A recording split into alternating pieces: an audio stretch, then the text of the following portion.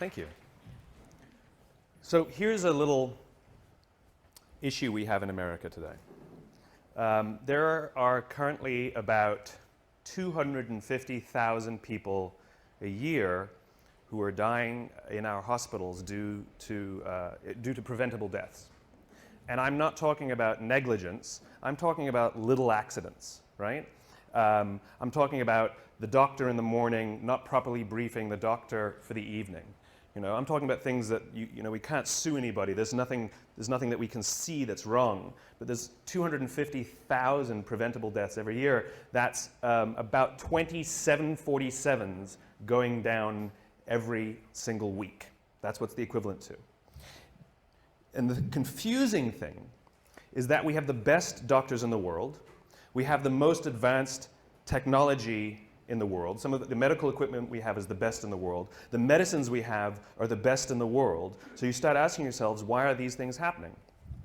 And the reason is not because of any of those things. The reasons are actually something vastly more simple. It's something very, very human.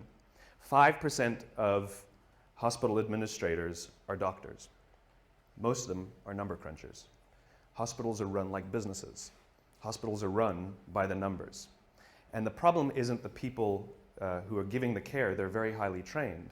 The problem is the way those people are cared for.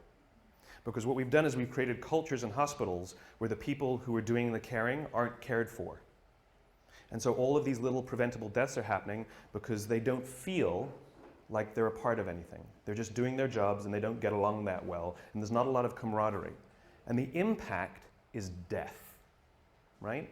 Now I use this example because it's exaggerated because the impact is so powerful.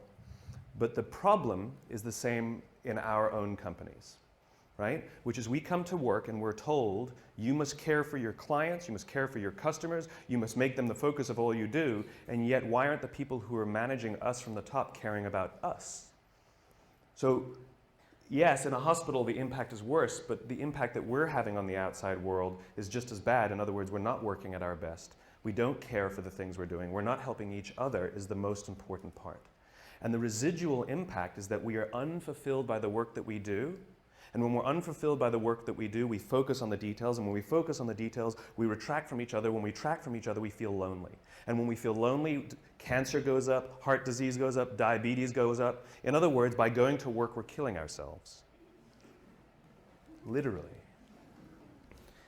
There's another study that was released not that long ago that says that parents who work late, the negative impact that it has on their children is little to none. They may feel guilty as parents, but the negative impact that it has on the raising of their children is little to none. However, parents who come home from jobs they hate or don't love, their kids are more likely to be bullies at school. And now you think about the bullying epidemic we have in America, right? Where there's this disturbing number of young children who are killing themselves, suicides, because of bullies. The problem is not the schools, and the problem isn't even the parenting. The problem is the jobs the parents have. This is the importance and this is the power of the work that we do and the places we go to work, right? Most of us, I mean, like if you listen to the unemployment statistics, they say, you know, we're all-time high, record high, 9 to 10% unemployment, right? And people go, oh my God, that's terrible. And I hear that number and I go, well, that means 91% still have a job, right? Now, granted, we want to get that employment number up, but that means 91% are still going to work. The question is how many of them are coming home fulfilled by the work that they do, and how many of them are waking up inspired to go back to work the next day? If we don't love our works, we don't look out for each other. And if we don't look out for each other, we feel lonely. If we don't feel lonely, all these negative things happen. So what example can I share with a creative audience about how to change this? The United States Marine Corps. I had the great honor last week of spending a week with the Marines. I spent a couple days at Camp Lejeune, and then I went for a few days to Paris Island to watch them go through boot camp. And this is it's a remarkable, remarkable human experiment that they're doing. And even though they know what works, they don't know why it works, but they don't need to know why because they know that it works, right?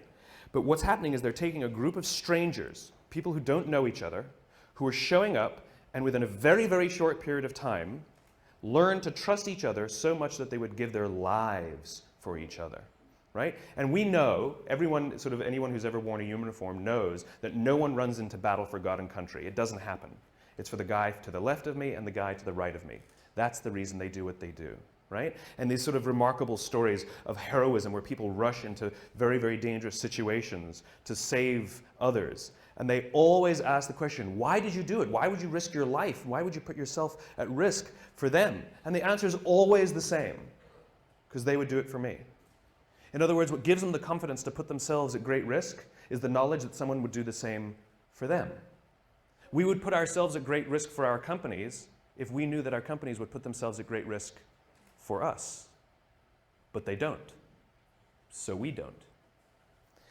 Now, one of the things that's remarkable about the Marines, and if you go read, and you know, this is the most, I asked these young, and they're 21, 22 years old, some of these lance corporals, the grunts, you know, the guys, the infantry. I mean, this is the lowest of the low, the ones we actually send into battle, the front lines.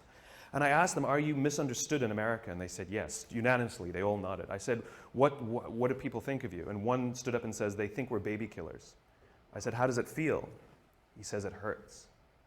And when I say, well, tell me a story then that captures to you what it means to be a Marine, the feeling you have of being a Marine, tell me a story that captures it. And I expected to hear stories of, I took a hit and somebody saved me, or I ran into a firefight and pulled somebody. I expected these stories of heroism. Not a single story like that came out. Now, I'm sure those stories exist, but those aren't the stories they told me that capture what it means to be a Marine. One of the stories they told me was a young boy in Afghanistan who would come around every morning and sell kebabs to the Marines. And then one day he showed up and he was all beaten up. And he didn't go to his parents for help and he didn't go to his friends to help. He came to the Marines for help because he trusted them more than anyone else. They told me a story that captured how they feel of a village that had been overrun by the Taliban. And the residents of the village couldn't go home because they would be killed by the Taliban, and so they were just living by the river. The problem was winter was coming. And one of the elders came to the Marines, knocked on the door, and said, I need you to come down to the river and kill us. And the Marine said, what are you talking about? He says, if we go back home, we'll be killed by the Taliban, and if we stay out there, we're going to die slow deaths this winter. It's easier if you just come and kill us, please. The Marines overran the Taliban village, pushed the Taliban out. A year later, they went back to this village and people were playing volleyball. These were the stories they told me that capture what it means to be a Marine. They believe in doing good for others, and the fulfillment they get when they put themselves at risk so that others may prevail is overwhelming. This is not unique to the Marine Corps. This is all human beings. The feeling of fulfillment comes from doing something for another. The feeling from fulfillment comes from the exertion of time and energy for someone else.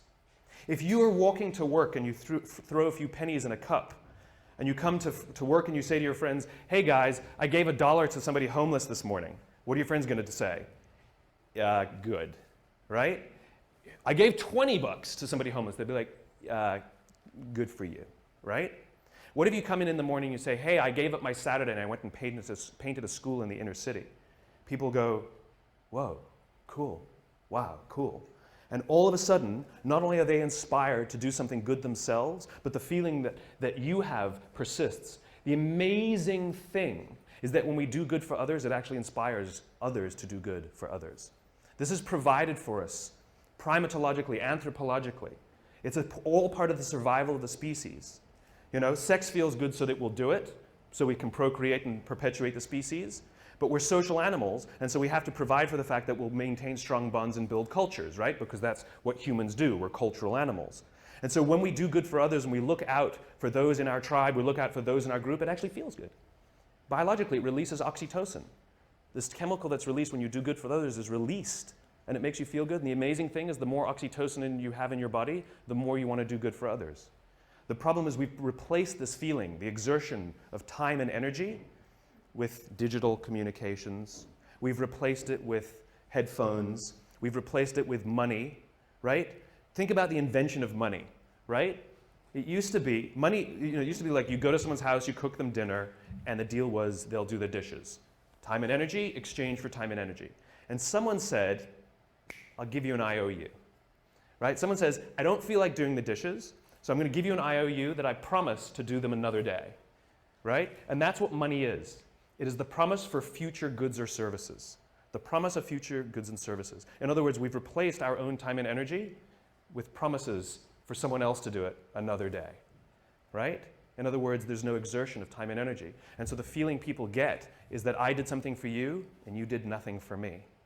You replaced it with a piece of paper, with an IOU, with a promise for future goods and services.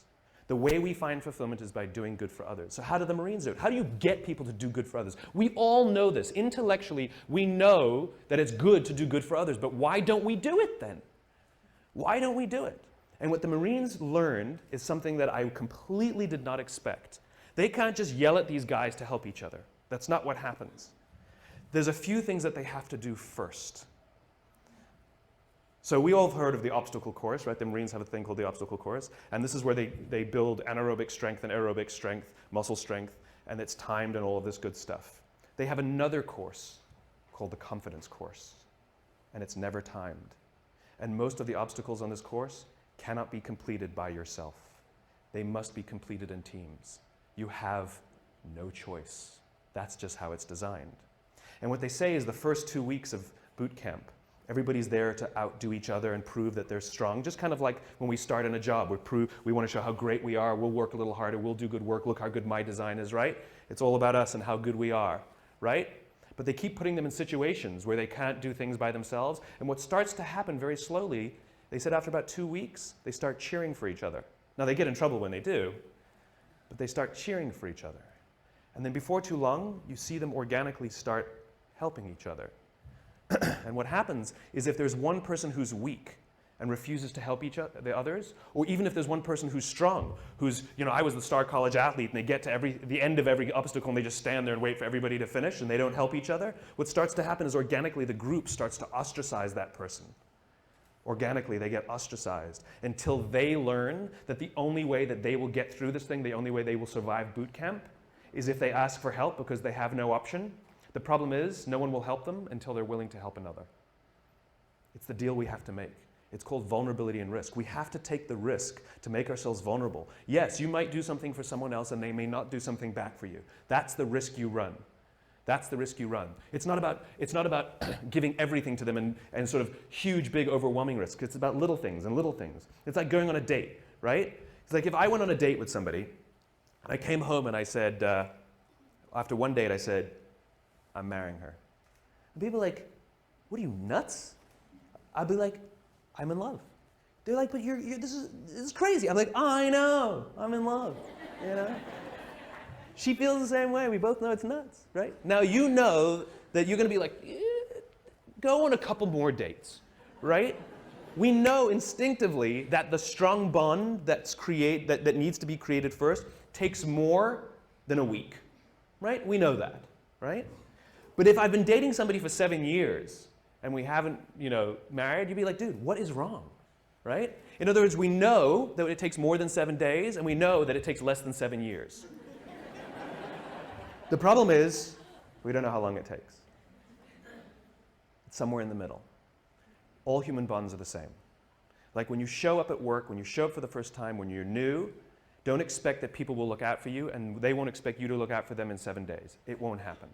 But if you've been working at a job for a few years and you don't have the absolute confidence that if you turn your back you will not get stabbed, you can rely on somebody, you can give them something, nothing will go wrong, you will share the credit, no one will throw you under the bus. If you don't have that in a few years, something's wrong. Something's wrong.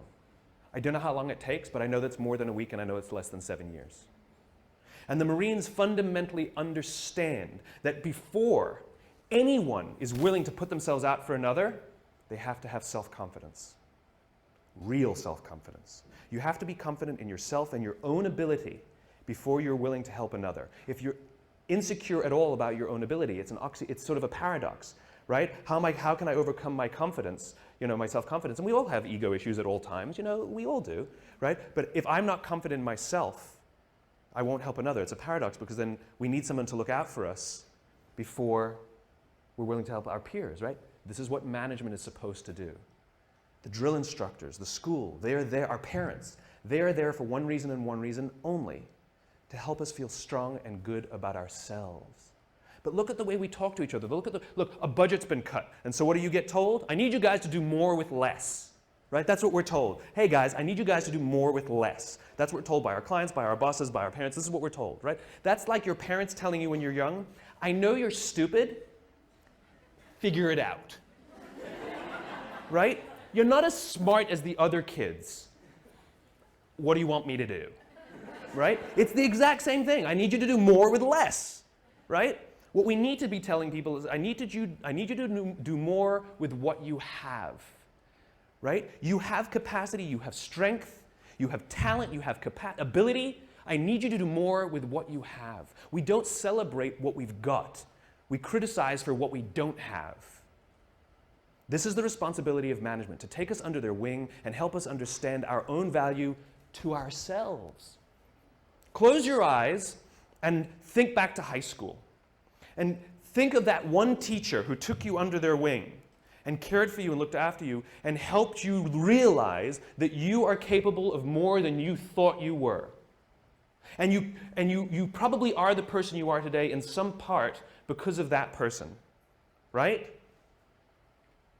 Do you have that name? What's the name? Tell me the name. Tell me the name of the teacher. Okay, give me the name. Okay, I can point to anybody and you can tell me that name. Now tell me the names of all the other teachers you had that day. Can't remember them, can you? This is the power of those who teach us confidence.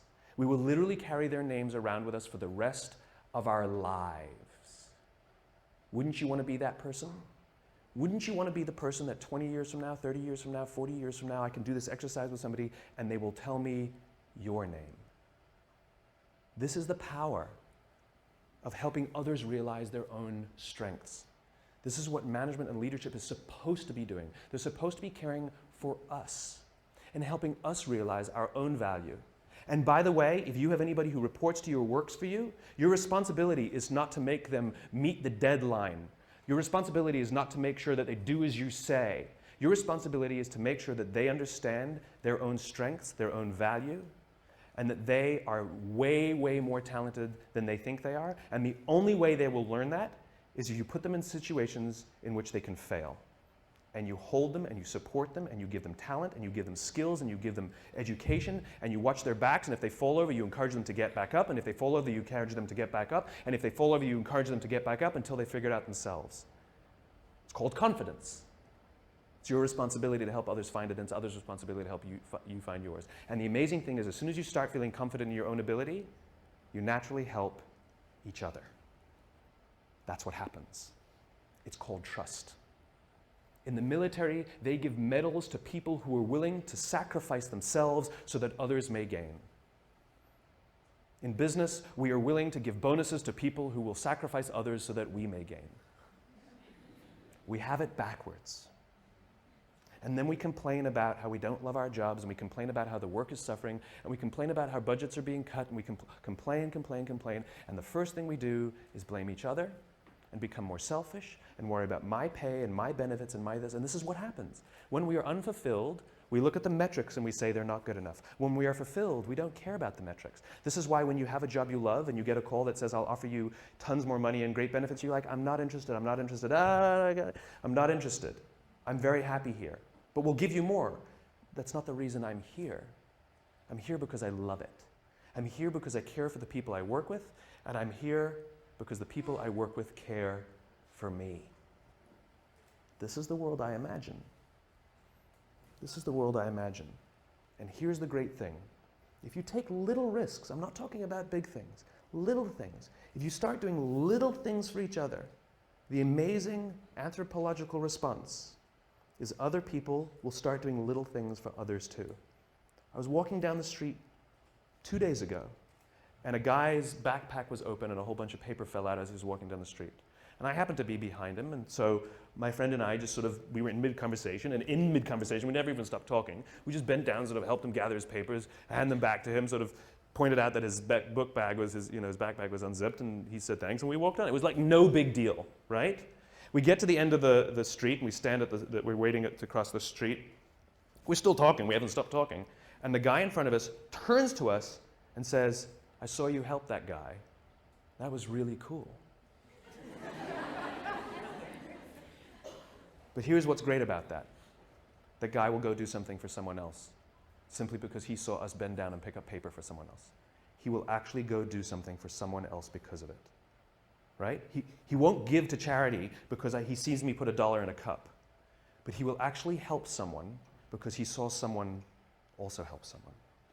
Little things. Hold a door open for someone. Say thank you to the person who holds the door open for you. Smile to the barista. Little things. Put your foot in the subway when the door is closing so someone who's running will make it. Hit the open at the elevator. Don't go...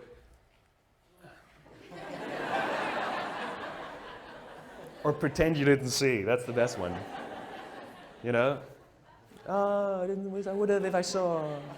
Sorry, right? Do it. A little time and a little energy. And you'll find around work that people give a little time and a little energy back to you. And you'll give a little more time and a little more energy. You go for a coffee with someone. Then you go for a 2-hour coffee. Then you go for a coffee and a lunch. Then you go for a lunch and a dinner.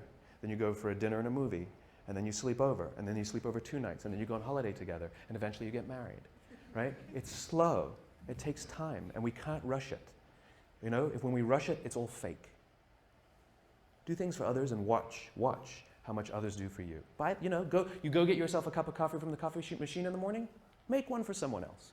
It takes a little extra time. It takes a little extra energy. That's the point. That's the point. And here's the best part. You will feel so good at the end of the day. So good. Thank you very much. Thank you.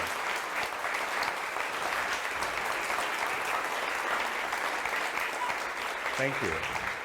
It's a great question. How do you convince someone, sort of what are the metrics? How do you convince a skeptical audience of this trust metric? You don't. You don't, right? You can't twist anybody's arm to do something that they don't want to do. And, the law of diffusion, which I obey, as much as I can, which is you don't need the majority, you need those people who believe what you believe. In other words, when you do some nice things for people, they may not do something nice back because they may be, we live in a world in which you do something for somebody, they think you want something from them, right? That's unfortunately the society we've created. But that's the risk that we keep taking. I'm not saying you should keep doing it for somebody who keeps doing nothing and keeps sort of, crapping on you because of it. Then at some point you have to be like, all right, my bad, right? And you back off. I don't believe in helping everyone. I do not believe in it, right? This is not, let's do good for everyone on the planet. That's not what I'm talking about. Mother Teresa, who's the poster child for giving selflessly to all who need, at the end of her life started questioning the existence of God and, by the way, hated her life. Serious, okay?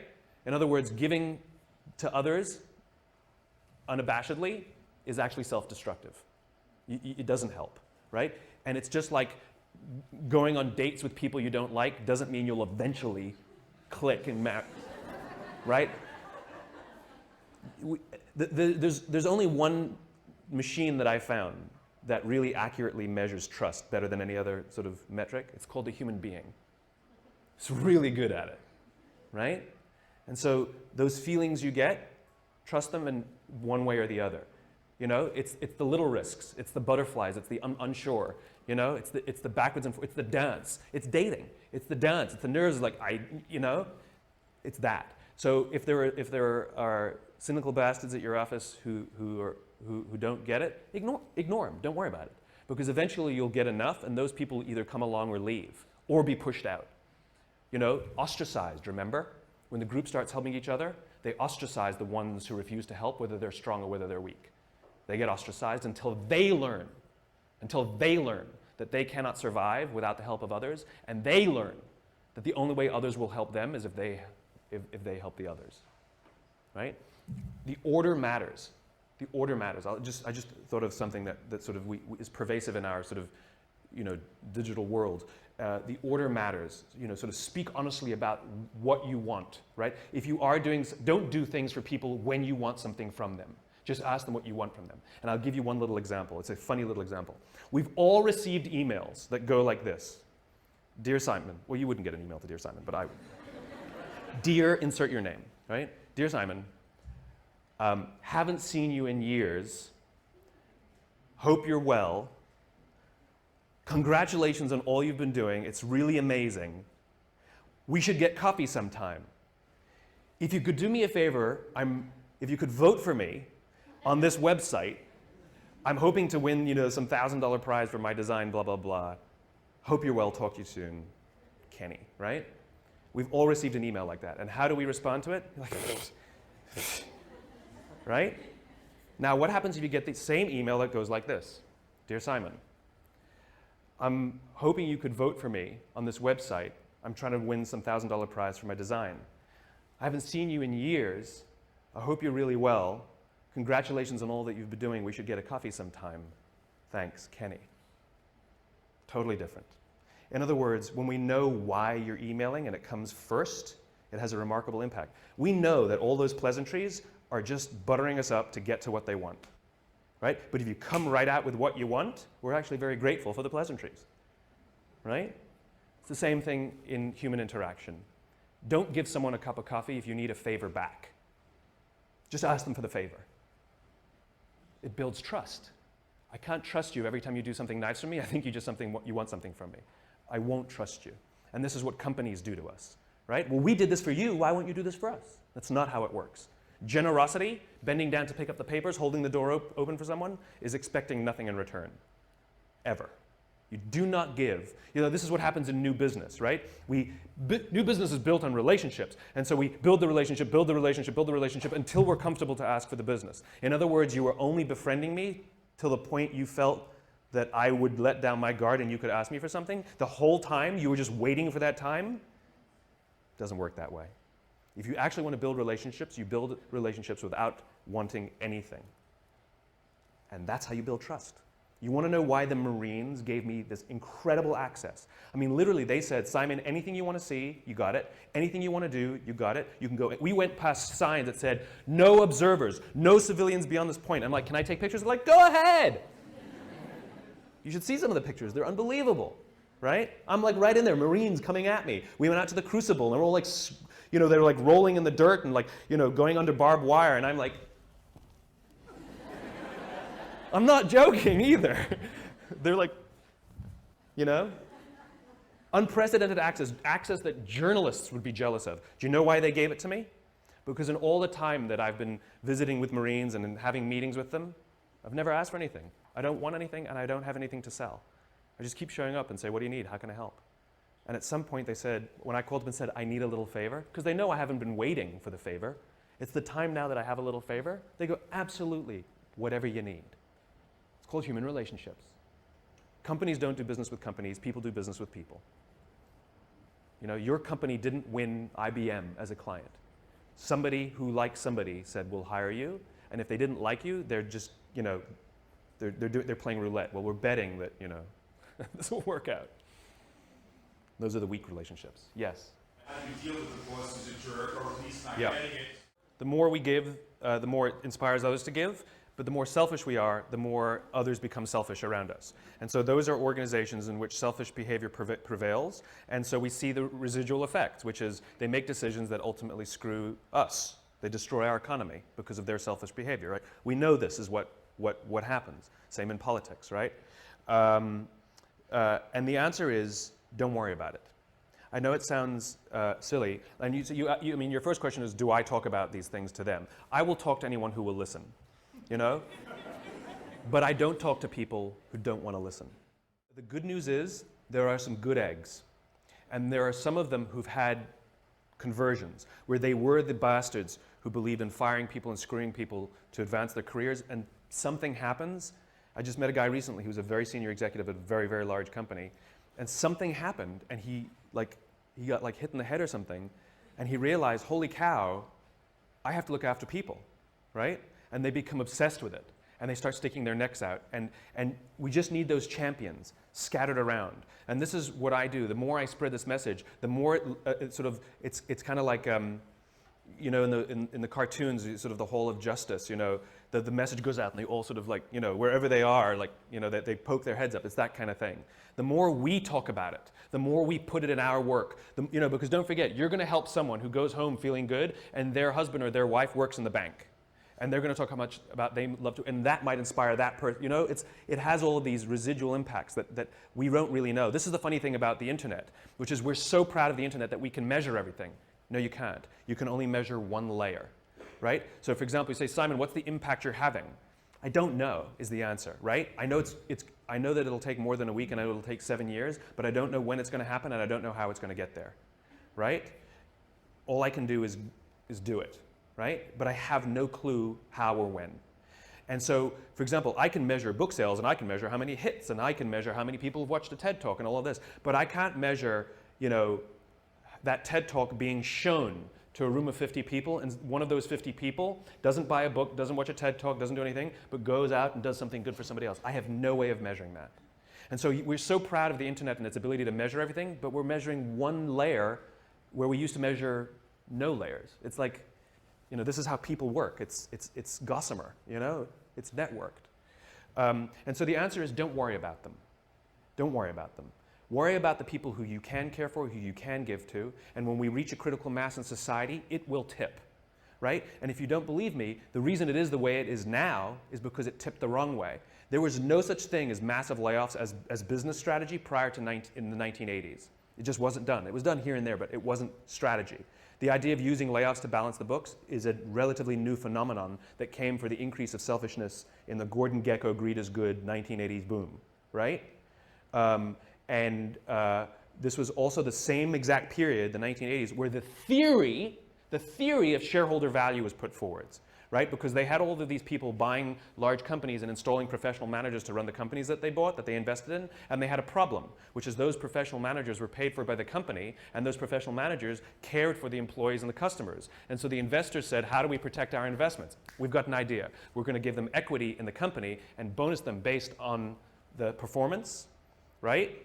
And so the shift happened where the CEOs started caring more about the investors and stopped caring about the customers and the employees. Those were theories introduced by some Harvard professor in the 1980s. We can push it back the other way, right? We can push it back the other way. But we just have to, and there was just the other day, which company was it? One of the large banks where the shareholder, Citibank. Yeah, Citibank. The shareholders voted, majority shareholders voted against a fat pay package. That's unprecedented. It has never happened, even in hard times, even when the company's doing this, the shareholders it's just sort of a cursory thing where they approve the $15 million bonus for the CEO. They voted against it. It's non-binding, but it sends a shot across the bow saying shareholders now want you to be bonused if you do something good for others. Even if the others is us. Right? The point is that it's starting to crack. And so let's just stick our finger in the crack. You know? Make sure that it keeps cracking. It swung one way, we can swing it back. The question was, can I talk about celebrating accomplishment while still asking for more? Right? They did a study on kids who are really, really smart, like in all the gifted classes. Why is it when you're smart, you're gifted, and when you're stupid, you're special? Why is that? I was told my whole life I was special. It's not never gifted. They took the gifted kids who were constantly told, you're so good. Oh, thanks for that. I knew you'd do well. Oh, you're our best employee. You know, you're our best student. You're awesome, right? And what happens is later in life, they actually suffer because they're very afraid of taking risk, because they're very afraid of losing their position on the mantle. Okay? Kids who are sort of more average, who constantly are rewarded not for their accomplishment, but for their effort. Great effort. Really proud of the improvement you made. What they find is they do very well in life because there's no shelf, there's always more. There's more effort, right? And so you want to reward and acknowledge effort. Even if they don't hit the goal, it's the delta. But at the same time, if it goes backwards, you'd be like, dude, what's going on? It's like we shouldn't be giving ribbons for everyone who competes, right? Because what we're teaching people is, if you do nothing, you get a medal, right? And the funny thing is we're creating a generation that's feeling very hollow. and feeling, this sense of entitlement that people complain about Gen Y. The entitlement is, I don't feel like I've accomplished anything. And the funny thing is about human beings is the way we feel accomplished is when we exert energy and time and reach a destination, right? And the more energy and time that we have to suffer through, especially if we suffer together and we get somewhere, it is overwhelming. Think about the best jobs you've ever worked on. Was it the best design? Was it the best results that the company had because of your project? Or was it an absolute hell project that you worked together and you came out on the other end and that you got it done at the deadline and you're like, that was amazing. It was the hell projects. It was the things that we had to go out of our ways more, do things for each other, right? Things we weren't thinking of doing. I was wrapping packages. I was doing stuff that designers aren't supposed to do. This is what produces that, right? And so the thing is about measurement and destination reward. Imagine we're standing in a big empty room, right? And we're standing in one corner, and I give you a simple instruction. I want you to go to that corner in a straight line, right? Off you go. No big deal, right? Without telling you, I slip a chair in front of you. What do? You go around the chair. Now, you just disobeyed what I told you to do. I told you to go to that corner straight line.